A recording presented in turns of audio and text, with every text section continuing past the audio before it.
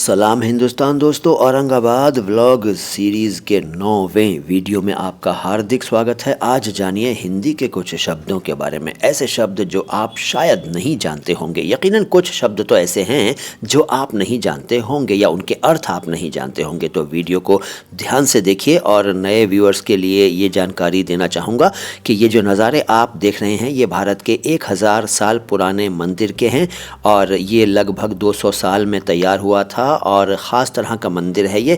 इसको पहाड़ी को तराश कर बनाया गया था और 20 रुपए के नोट के पीछे आप इस मंदिर के दृश्य देख सकते हैं। तो देखते रहिए नज़ारे। और हाँ, ये एलोरा की गुफाओं में मौजूद है, गुफा नंबर 16 में है ये। अच्छा, तो आज का पहला शब्द जानिए। पहला शब्द है अश्व। अश्व या अश्व कहते हैं कुछ लोग इसको। इसका मतलब है हॉर्स यानी घोड़ा। देखिए, ये वो मंदिर है जिसकी मैं अभी बात कर रहा था, यानी 20 रुपए के नोट के पीछे आप जो चित्र देखते हैं वो इस मंदिर का है। जी हाँ, ऐतिहासिक मंदिर है।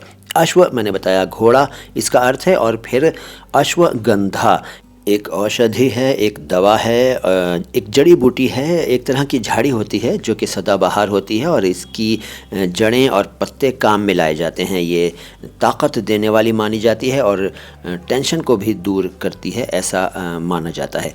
तो अश्वगंधा का मैं जिक्र कर रहा था।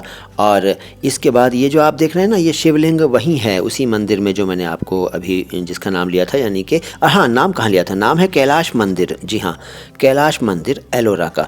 तो ये वहीं के दृश्य हैं। और अगला शब्द मैं आपको बताता हूँ। अगला शब्द है अश्व चिकित्सक।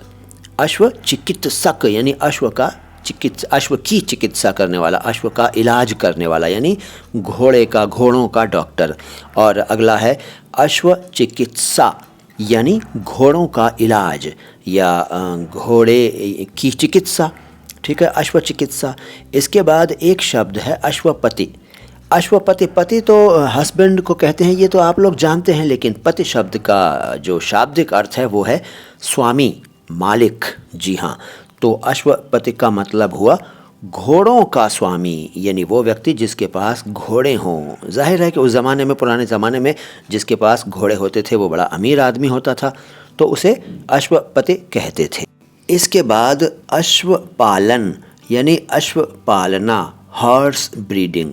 और फिर अश्वपालक यानी घोड़े पालने वाला, यानी वो व्यक्ति जो घोड़े पालता हो।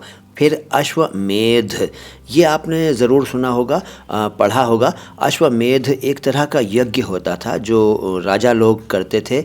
उसमें वो एक अपना घोड़ा छोड़ दिया करते थे, उस पर राजा का नाम वगैरह लिखा होता था और वो घोड़ा 1 साल तक जगह जगह घूमता रहता था और जो उसे रोक लेता था उसे घोड़ा छोड़ने वाले राजा से युद्ध करना पड़ता था। यदि नहीं रोकता था तो उसका इलाका उस राजा का हो जाता था जिसने वो घोड़ा छोड़ा होता था।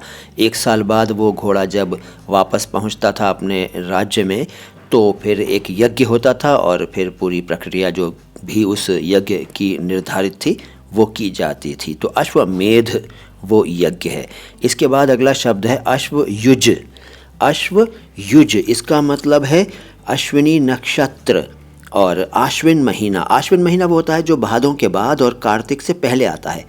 ये सितंबर अक्टूबर में आता है और इसी महीने में दशहरा मनाया जाता है। जी हाँ, आश्विन महीने में ही दशहरा मनाया जाता है और इस महीने को क्वार का महीना भी कहते हैं। क्वार, आश्विन यानी अश्वयुज।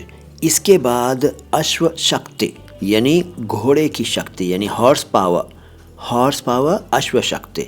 और फिर अश्वशाला एक शब्द होता है, अश्वशाला यानी वो जगह जहाँ घोड़े रहते हों। अस्तबल कहते हैं उर्दू में, अंग्रेज़ी में स्टैबल कहते हैं, स्टैबल। अश्वशाला हिंदी में कहते हैं। इसके बाद अश्वारोही। अश्वारोही का मतलब है वो व्यक्ति जो अश्व पर आरोहित हो, आरोहण करे, यानी अश्व पर चढ़े, अश्व पर चढ़ने वाला, हॉर्समैन कह लीजिए, जो हॉर्स पर बैठा हो उसे कहते हैं अश्वारोही।